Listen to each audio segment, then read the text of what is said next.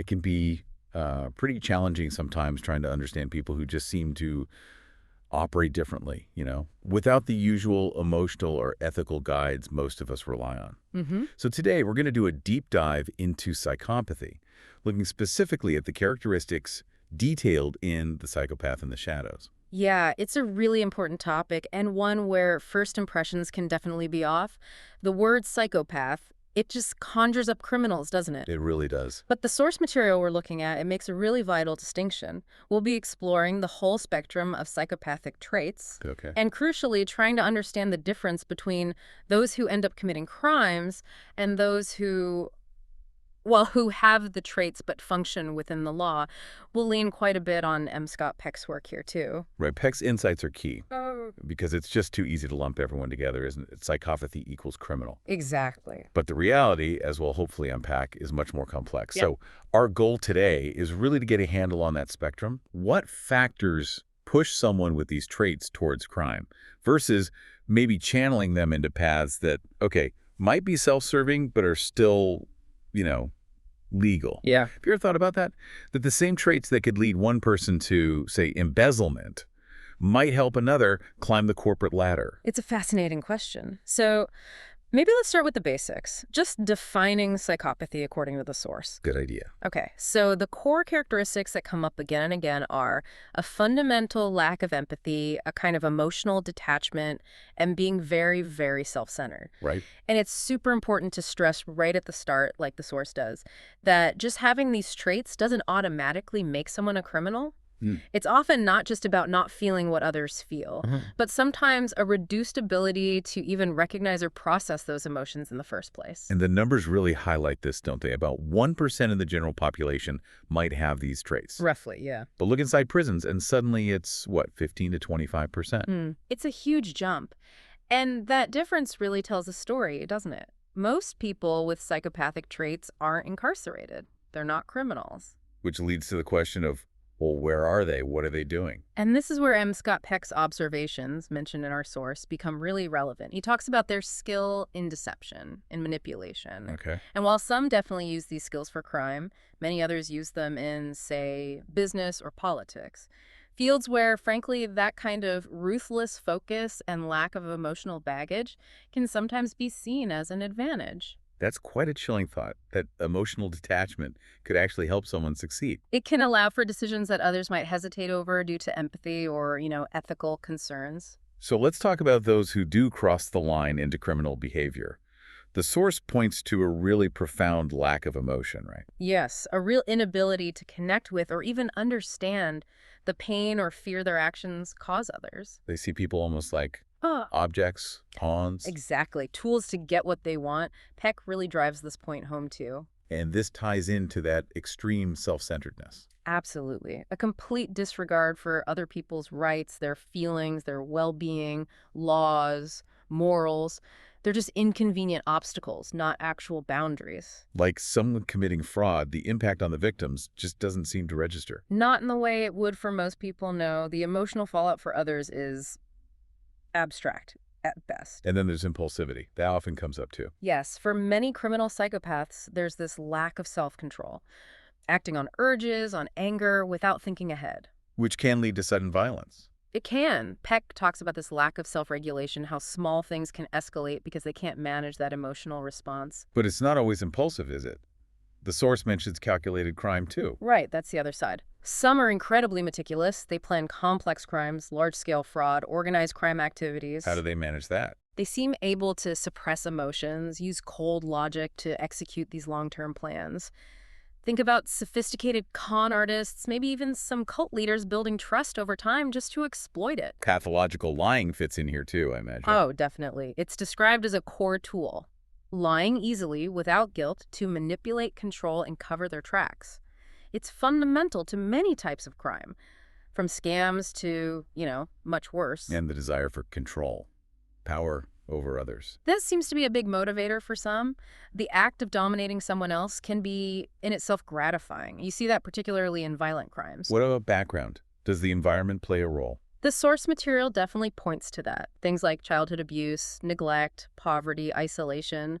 They don't cause psychopathy, but they can really worsen antisocial tendencies. Peck mentioned the lack of emotional nurturing. Yes, how that early environment can contribute to developing that cold, calculating approach to the world. And finally, the lack of remorse. That's always striking. It really is. Even when caught, even when facing condemnation, there's often no genuine regret. Peck uses strong language here, calling it evil behavior, that complete indifference to the harm caused. Okay, so that's the picture for criminal psychopaths. Yeah. But what about the non-criminal ones? How do they navigate the world? Well, they often seem incredibly adaptable. They learn the social rules, maybe not because they believe in them, but because they see how following them or appearing to follow them is beneficial. So they leverage the same traits differently, the cold rationality, the detachment. Exactly. In competitive environments like business, that lack of emotional noise can be an asset, as Peck notes. They can make tough decisions without being swayed by empathy. And they can still be manipulative. Oh, yes. Yeah. Very adept at reading situations, maybe even reading people's emotions, not to empathize, but to use that information for personal gain. Their decision-making is highly calculated. What's the key difference, then, that keeps them out of prison? The source material really emphasizes impulse control. That seems critical. Unlike the often impulsive criminal type, these individuals tend to have strong self-control. Peck highlights this too. They can delay gratification, stick to long-term plans. So they can think ahead about consequences. Very much so. They're often good at risk assessment. They understand that crime carries risks getting caught, ruining their reputation, losing status, so they choose to operate within the legal lines to avoid those negative outcomes. It's strategic adherence to rules, not moral adherence. Precisely. They see the rules as part of the game, and playing by them is often the smartest long-term strategy for winning, for achieving their goals. Peck notes their ability to modify behavior to fit the situation. What about relationships? Often superficial. They can maintain connections that are useful in business, politics, but without the depth or genuine care. It's very different from the destructive relationship patterns you often see with criminal psychopaths. So to bring Peck's idea back in, it really boils down to how the traits are used. That seems to be the core argument. The traits might be similar, but non-criminal psychopaths channel that manipulation and self-interest into socially acceptable or at least legal avenues. So the potential for harm is there, but if combined with high self-control and maybe a different environment, the outcome changes. Exactly. Let's maybe dig into those environmental factors a bit more. Okay. The source really stresses the impact of early family life. We mentioned abuse and neglect. Right. Impeding empathy development. Yeah, and trust. Peck's point about manipulative tendencies potentially taking root in that kind of environment seems relevant here. And exposure to violence. Does that normalize it? It seems so. If violence or aggression is common in childhood, it can impair emotional regulation and make violent responses seem more acceptable or even normal later on, especially for someone already low on empathy. What about things like poverty or social isolation? In those situations where legal paths to success might seem blocked, crime can start to look like a rational option for survival or getting ahead. Their manipulative skills might be applied in riskier ways just to cope. And the wider culture matters too. Definitely. If crime is widespread in a community or violence is somewhat accepted, it lowers the barrier. Peck notes how psychopaths disregard moral rules anyway, so in an environment where those rules are weak. They might feel freer to act. Exactly. Bolder. And lack of support systems, like education, mentors. Critical. Without positive channels for their drive and abilities, criminal enterprises might seem like the only available option. Does media play any part?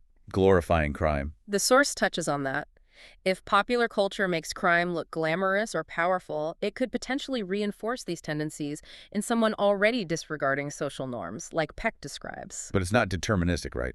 A bad environment doesn't guarantee criminality. Absolutely not. Support, guidance, education, these things can still make a huge difference, potentially helping someone channel those traits constructively. Let's circle back to impulsivity for a moment. How exactly does that drive crime? Well, the source explains it as acting on immediate feelings, without thinking through the consequences. Peck talks about that lack of an emotional break. So acting on a sudden flash of anger. Right, leading to things like assault or worse.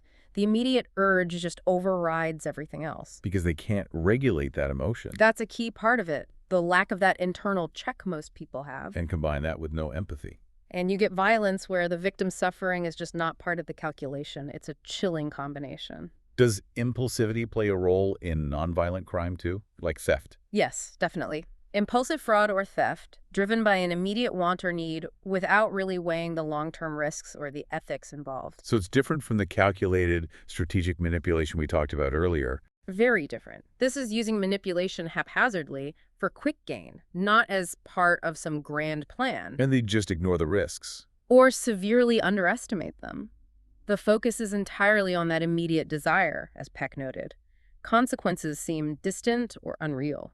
And a tough environment could make that impulsivity worse. It seems likely, yes. Stress, lack of opportunity, Yeah. it could amplify those tendencies. Okay, let's shift to their ethical viewpoint, or maybe lack thereof.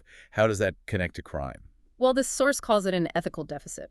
Because empathy is limited, there's this disregard for rules and little sense of responsibility towards others. Peck highlights their skill in exploitation, often rooted in this. So morals and laws just aren't constraints for them. Not in the same way. Actions are judged based on personal gain, not on right or wrong. Rules are obstacles, things to get around. Like game rules, as the source puts it. Exactly. Something to be beaten, not respected. Which makes fraud, or even violence, seem like viable options if they serve the purpose. And short-term gratification wins out over ethics. Often, yes. That immediate desire takes priority over potential harm to others or abstract principles. Peck really emphasizes this self-centered focus. And they can justify anything to themselves. Pro- And that self-interest is pursued legally. Right. They use risk assessment. They figure out that crime is too risky, that it could jeopardize their bigger goals, so they stick within the law. But they still manipulate. Yes, but strategically, within legal and social boundaries. Using influence, persuasion, maybe office politics, rather than outright crime. Peck calls it calculated. They have a longer-term view. Definitely. They understand that things like reputation, trust, even if superficial, are valuable assets for long-term success. More valuable than a quick, risky gain. So following rules is strategic, not moral. Exactly. It's the smartest way to maximize personal gain over time. And their relationships reflect this too. Yes, maintaining those useful surface-level connections for advancement, avoiding the kind of exploitation that lands others in trouble. So Peck's emphasis on calculation really comes through here. Rationality and self-control serving self-interest, but legally. Right. But it's important to remember that self-control isn't coming from a place of morality. It's strategic self-regulation. Okay, let's think about the impact. What's the broader social cost of criminal psychopaths? It must go beyond just the direct victims. Oh, profoundly. The source material is clear on this, and Peck echoes it. There's the physical and psychological harm, of course, but also a deep erosion of societal trust. Fear must be a big factor with violent offenders. Huge. It degrades quality of life, makes people feel unsafe, less confident in their communities. And the nonviolent ones. Financial crimes? They can be just as damaging in some ways. Large-scale fraud erodes trust in economic systems, can destabilize markets, wipe out savings. Peck noted this impact, too. And the cost to the justice system must be enormous. Investigations, trials, incarceration. It's a massive drain on resources. What about psychopaths in positions of power? That's a serious concern raised in the material. They can promote unethical practices, lead to exploitation, worsen inequalities. And it damages society's ethical core. If that kind of behavior is seen to go unpunished, or worse, rewarded, it sends a terrible message. Peck warned about this potential slide in standards. So overall, it just breeds more fear and distrust, weakens the social fabric. Yeah, it contributes to division and weakens the bonds that hold society together. So given all that, how do we manage this? Yeah. How can we prevent crime? The source says traditional methods might not work well. Right, because traditional methods often rely on appealing to empathy or social conscience, which might be lacking. Peck also suggested needing different approaches. Like early identification. That's mentioned as potentially crucial.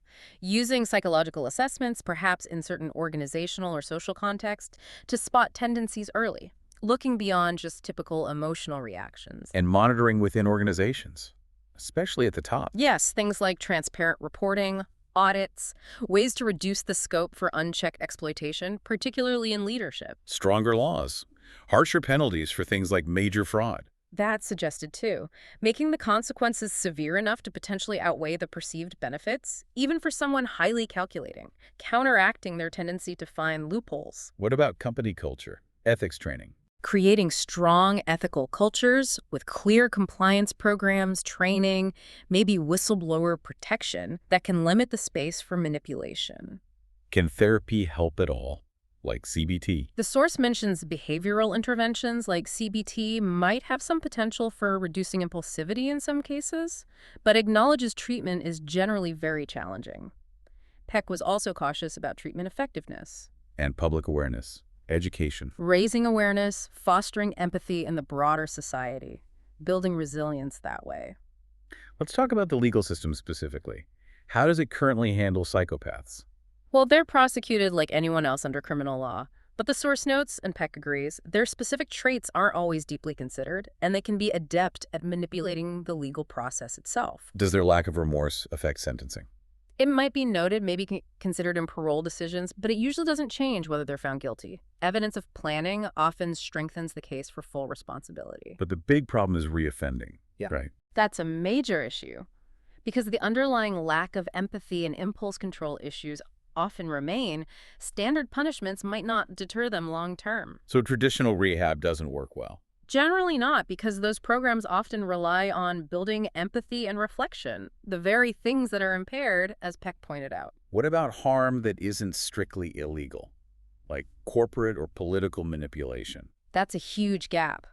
The law often struggles to address harm caused by manipulative but technically legal behavior. And they're good at hiding things. Very. Their deceptiveness means crimes might not come to light until a lot of damage is done. Pack highlighted this issue of delayed detection. So improvements. We mentioned early identification in organizations. Yes, that could potentially flag issues sooner. And stronger legal frameworks, maybe focusing on recidivism risk. Exactly. Things like better post-release monitoring for high-risk individuals. And ethical cultures again, to limit their influence in corporate political spheres. Crucial, as Peck suggested, making those environments less hospitable to exploitation. And public awareness, helping people recognize manipulative behavior. Yeah, fostering vigilance and encouraging earlier intervention. Okay, so wrapping this up, the main point seems to be this spectrum idea. Exactly. Psychopathy isn't monolithic. You have the traits, but whether they lead to crime depends on other factors: impulsivity, self-control, environment. Right. While some do commit crimes, others channel those same traits, maybe that focus and detachment, down non-criminal paths. Often self-serving, yes, but legal. And the key takeaway from the source material is really about understanding those nuances, not just jumping to the psychopath criminal conclusion. It's much more complex than that. Definitely. Which leaves us with something to think about, perhaps. Go on. If we get a deeper understanding of people who operate with this different kind of emotional and ethical wiring, how might that change how we structure things in society? Our expectations, does it matter if their actions are legal or not, in terms of how we respond? That's a big question. Something to definitely reflect on, the sheer complexity of human behavior and all the factors shaping the choices people make.